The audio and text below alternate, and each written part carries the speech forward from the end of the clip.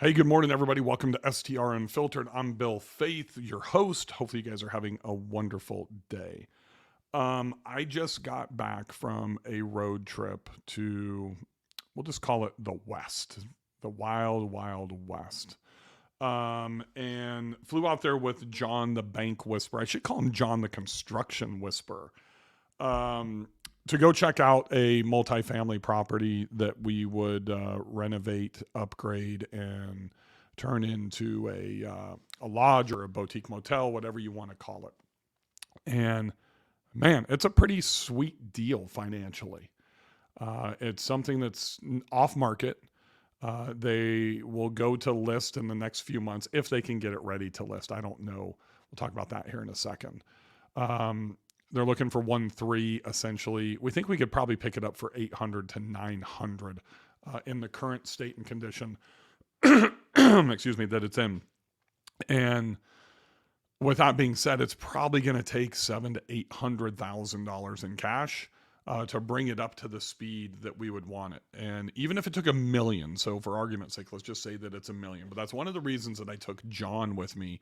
If you don't know John Hodge, he's a member of the super team. I refer to him as the Bank Whisperer, which he's just has an innate, incredible skill set of dealing with banks and financials and preparing and performance and everything. But also, he has rehabbed and built over 8,000 units. He owns a construction company in Memphis, and his construction in Memphis and Nashville and Hot Springs, Arkansas, and Panama City Beach. And he knows his shit when it comes to rehabbing. And, he can just look at things and take measurements and videos. And really, he knows his numbers so well that we can come up with a pretty accurate rehab budget on a project like this. And what's really interesting about this project is financially, even if we put $1 million into it, we're in for 1.8 million. We would expand from 18 rooms to probably 24 rooms. And very conservatively, very, very conservative. I'm not real good at math, but let's just do 24 at $25,000 a year. That's $600,000 in revenue. Um, NOI on that is probably going to be roughly probably around 300. It's going to be 275 to 300,000. Well, it'd be more than that. The NOI is probably going to be around closer to 400. Sorry. And your EBITDA is going to be around 275 to 300. So if you look at, if you're in at 1.8 and you have a 10 cap, you're looking at a significant increase from 1.8 million to roughly around probably minimum 3.5 million, probably closer to $4 million valuation on a reposition on this. Can we get that $1 million rolled into a construction loan or a rehab loan? Yeah, we can, but at what cost? And it's going to be a challenge when you have more. And this is something I really want to identify to you. The problem with this property is the rehab cost is more than the asset cost. So that will create challenges with a bank. That could mean that you have to have cash. You could go to hard money to get that done, but most commercial banks are not going to want to be leveraged that way. And and if you are, it's going to be very high percentage. And they may not even want to do, an IO period, an interest only period with that. So a lot of factors, but it's still a great deal overall cost wise. Here's what's not a good deal about this. And this is something that many of you just don't pay enough attention to. And it doesn't have to be a motel like this, or it could just be a single family home. And you go, and the problem is the lady that's doing the renovation now, she bought this like a year ago, is taking it from a fishing lodge and turning it into a wedding venue. And she's fucked the whole thing up because she doesn't know what she's doing. She literally demoed the entire thing first, as opposed to demoing room by room. It's got a dining area, a commercial kitchen, a residential kitchen, a family room. It's got some 2 units on it. It's got a lot of stuff. And she just went in and started tearing everything up. The problem is she devalued the property and she hasn't been able to get the renovation done. So it's worth less today than what she paid for it because she screwed the whole thing up. So John and I are flying back, and really yesterday morning we're having breakfast and we're running through the deal. And we're like, man, financially it's pretty sound, except for we're having to put more money in than the actual asset's worth today because she devalued it. If she wouldn't have devalued it, our renovation costs would probably be cut by about 30%, maybe 40%.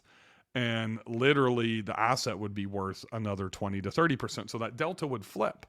Then that's a great deal for a bank and an even better deal for us. I'd much rather pay more for the asset and put less in on the rehab. With that being said, it still makes financial sense because the cash flow is going to be strong. The cash on cash is strong. The IRR is strong. The reposition is strong. Everything but one thing that's not strong is the time allocation. And this is something that nobody talks about, none of our investors. And there's a reason that I have this process that I follow from contract to close, and why me and my wife are typically done and launched with our properties in 8 to 10 days. Because every day from the time that we close costs us money. So we're looking at 9 to 10 months. If we rehab the entire thing, from the dock and the swim pier, whatever you want to call it, in the lake, to the road, the asphalt road that needs to be redone, to the landscaping, to all the type of stuff, you're talking 9 to 10 months. That's 9 to 10 months of carry costs. So if we financed $800,000 and then we did another $800,000, you're at $1.6 million. We're roughly probably going to be at about $10,000 to $12,000 a month. We're talking 100 G's in cash. That's our burn rate just on the mortgage and interest. Forget about all the other stuff. Time is one of the most important factors that most investors don't consider. So I sat back and I asked John, I said, look, this is a great investment for me. I don't have to manage the construction part. That's on you. Do you really want to be into this 9 to 10 months before we're able to cash flow? And then the second part is John, are you going to bring your contractors in from Memphis? Or the contracting pool is almost impossible in this location today. We literally would have to wait till winter time and start scheduling stuff in like October, November, December now, just to get access to labor pool. And then because of the harsh weather during the winter, we won't be able to do much outside. We can only do the interior work. So that's going to delay things as well. The nearest Home Depot, Lowe's, is 90 minutes away. All of these factors have to come in. And so when I'm talking about doing deep research, when you're investing into a property, once again, it could be a single family home in the middle of Orlando or Pigeon Forge or wherever. You have to factor in your skills. You have to factor in your time. You have to factor in the labor force locally. You need to get quotes from them. You need to make sure that you can vet them. You need to make sure that you understand the timing for them to be able to get in. There's so many factors. I'm going through my single family home in Montana. It's staged, it's done, it's ready, but I can't get a short-term rental permit until I replace the septic. I've been closed on this since February. I haven't even gotten an inspection. And I'm probably still another 2 or 3 weeks away until I can get an inspection. Then we can start the project. We can do the install. Then I got to get another inspection from the county. Then I got to get another inspection from the state. When I purchased it and closed in February, I planned on probably not being able to rent till September, October. That means I've got a cash flow problem until September or October. Carry costs are $7,000 a month on that property. So March, April, May, June, July, August. Hopefully I'll be renting in September. 6 months, $42,000. Doesn't count airfare, doesn't count food, rental cars, any of the other stuff that we've had to do to get the property prepared. Doesn't count the post-closing costs to get the property prepared. So I'm passing on this deal because of the time. If we're going to put in $1.8 million, whether it's cash, financing, 20% down, 25% down, whatever it is, plus the time, that's what devalues the investment, the time. Great investment if I can get this done in 30, 60, 90 days. Not so great if it's going to take 9 to 10 months because it takes 2 people away from our super team. It takes the two people that are vetting deals, that are traveling the country, that are looking for these bigger deals, that are looking for these diamonds in the rough. That's how we make so much money in investing in STRs. We don't go buy average in a good market. We're looking for those diamonds in the rough so we can get sweet deals on, we can force appreciation, and we're willing to buy stuff that nobody else will buy. We're willing to find opportunities that nobody else can find. This is an off-market deal. It's not even going to hit the market till June, maybe even July.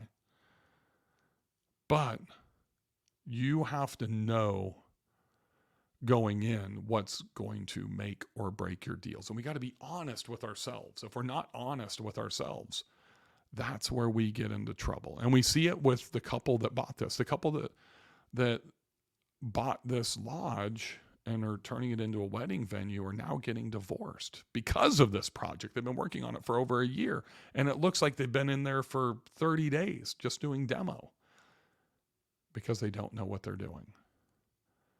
If we didn't know what we were doing, we'd say, oh, wow, we can pick this up for under $1 million. This can do an easy $600,000 in revenue. We can have this thing renovated in 90 days, up and running. Not the reality. That's why I need John, the construction whisperer Hodge, to walk me through all of that. And the number one problem, it's not really the renovation cost. It's the lack of local labor and the timing and the weather and the seasons that you have to take into consideration when you're making an investment. That's why I'm walking away from this deal. Thank you for joining me on this episode of STR Unfiltered, everybody. Happy hosting.